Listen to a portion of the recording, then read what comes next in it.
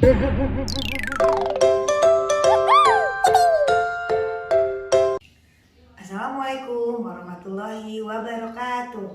Halo, apa kabar ayah bunda? Semoga tetap sehat bersama keluarga di rumah dan tetap semangat mendampingi Ananda belajar di rumah. Oh ya ayah bunda, kali ini saya Bunda Yana akan mencoba memberikan 7 tips atau ide permainan yang menarik buat anak sebagai tahap kesiapan untuk menulis. Sebagai tahap kesiapan menulis ini diperlukan kekuatan dan kelenturan jari-jari otot tangannya yang biasa disebut motorik halus. Ketika motorik halusnya sudah baik, anak-anak akan semakin siap untuk belajar menulis. Nah, untuk kesiapan menulis itu tidak dengan sendirinya, tetapi harus dibiasakan di rumah setiap hari dicoba belajar atau permainan-permainan yang menguatkan jari-jari tangannya. Nah, seperti apa permainan-permainan yang dapat menumbuhkan kemampuan anak untuk menulis? Silahkan ayah bunda ikuti video berikut ini. Bunda-bunda, di sini saya sudah siapkan peralatan bermain untuk melatih motorik halus anak sebagai tahap perkembangan persiapan untuk menulis. Nah, kita lihat di sini permainannya mulai dari ini. Mulai ini adalah air. Di sini boleh bunda pakai pewarna agar lebih menarik. Pewarnanya adalah pewarna makanan yang aman buat anak ya. Boleh pilih yang mana saja. Warnanya disesuaikan kesukaan. Di sini saya pilih warna hijau. Nah, lalu bunda siapkan spons ya, spons yang biasa cuci piring, biasa ada kan di rumah. Nah, di sini bisa pakai gelas-gelas yang ada di rumah. Nah, spons ini gunanya juga semua sama di sini untuk melatih motorik halus. Caranya dengan meremas, memindahkan air dari baskom ini ke dalam gelas ini menggunakan spons ya. Jadi sponsnya diperas, ambil lagi, diperas, ambil lagi. Biasanya anak-anak senang sekali bermain ini dan dia akan berlomba-lomba dengan temannya sampai penuh. Nah, seperti itu ya. Ini satu. Lalu yang kedua permainannya adalah ini mengocok sabun. Mengocok sabun ini biasa kita disebutnya bermain es krim ya. Bermain es krim itu kita air diberi sabun cuci lalu kita kocok.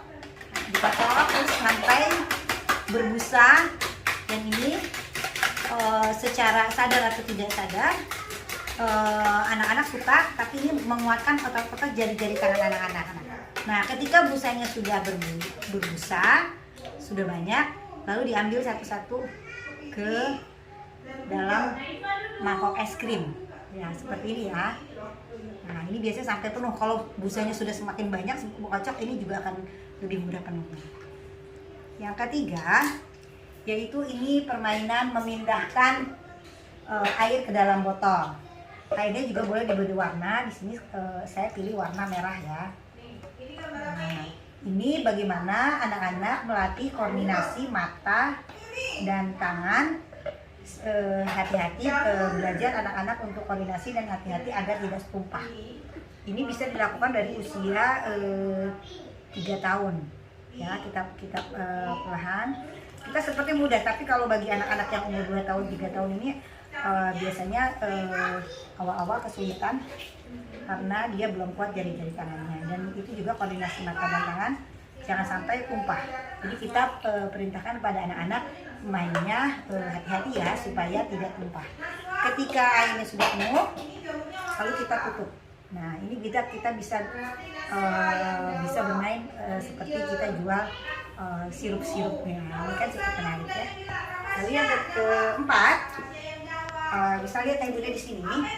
Di sini ada keran, tapi ayah bunda bisa pilih apa saja yang ada di rumah. Boleh batu, boleh mainan, boleh keran, dan yang lainnya ini dijepit ya. Jadi ini bisa bermain berdua, dijepit, dipindahkan ke sini sambil dihitung 1, 2, 3, 4, 5. Nah, kalau anak-anak mungkin biasanya langsung bermain ya, tapi kita arahkan supaya mengambilnya satu-satu.